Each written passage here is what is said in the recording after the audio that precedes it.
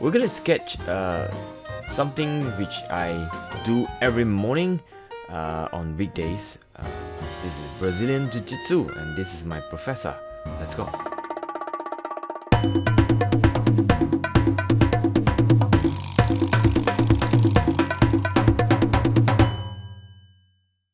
So Brazilian Jiu-Jitsu, it's kind of like a wrestling, part judo, part rolling on the floor, wrestling, sort of a martial art, and I absolutely love it. Been doing it for a couple of years now, and it's one of those things I look forward in my weekly routine. So here we go in our drawing. First thing is to do the broad outline of the entire two figures, if you like. My professor with the dummy, and because of COVID, we've been practicing with a dummy.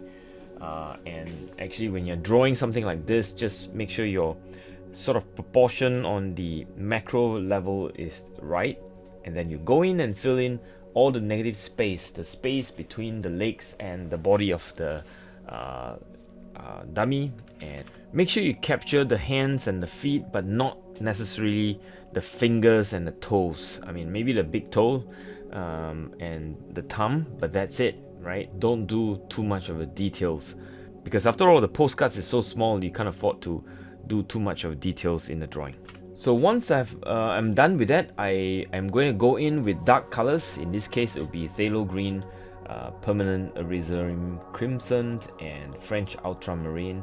Those three colors in various combination makes the background, if you like, and the value is probably around 3 or 4 out of a scale of 5.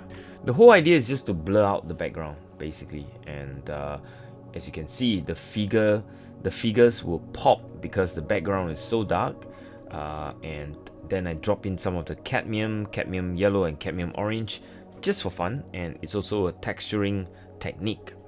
And now I'm ready to go in to put in the figures. As you can see, I'm going in identifying where are the darkest darks, where the light hits on the figures, they are lit up. Of course, the opposite side of where the lights hit would be the shadows. For the dummy, we call him Maddox because that's what you see on the on his legs. It's Maddox. I think the manufacturer just call him Maddox. But anyway, I use a combination of Lunar Black and Neutral Tin, and maybe a dash of French Ultramarine in it for the dark or the blacks, and then I use some of the same colors on the shadow part of inside shirt of the professor, and also same color, but I'll overlay it later with blue.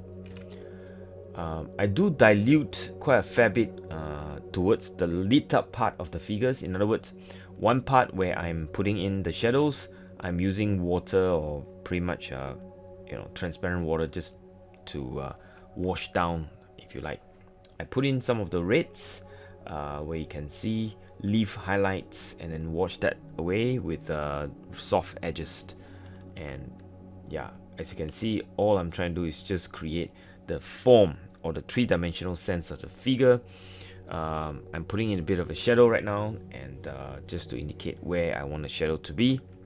Going in to put some of the blues, I use cobalt blue for the entire the gi or the uniform, if you like, of the professor, and that's the first layer. I intend to leave it to dry before I layer in a second darker blue, which is French ultramarine, some sort of mixture. So that's dry.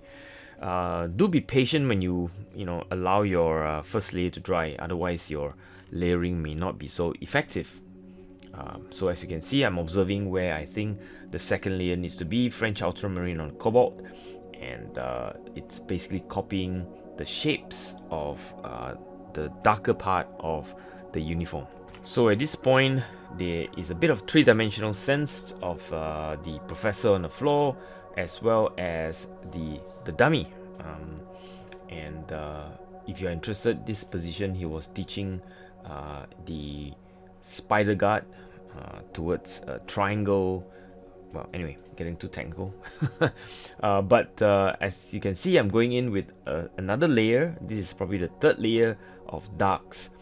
Here I would have a mixture of red, blue, and a bit of the black as well, I believe. You know, I don't think so much in the colors at this point, but I'm trying to get the values right. Values as in like the dark and light of sense of the sketch. Putting in my name and the date, yeah, and then, you know, just basically practicing a bit of patience for the paint to dry up as well. And usually I write my name and do all kinds of other stuff just to, you know, while I'm waiting and observing. And yeah, I'm going in to do a bit of edit. Forgot about the hair, so I'm putting in to put in a gray, and then a bit of more blue, layering. And I'm gonna do skin tone. The skin tone, if you have done some of my other tutorials, you know that I'll put in a layer of blue and then throw in Naples yellow with a bit of Queen Rose as well, wet on wet. Same combination for the feet and the other hand as well. There's also a dab of that color that goes in for the face and the neck.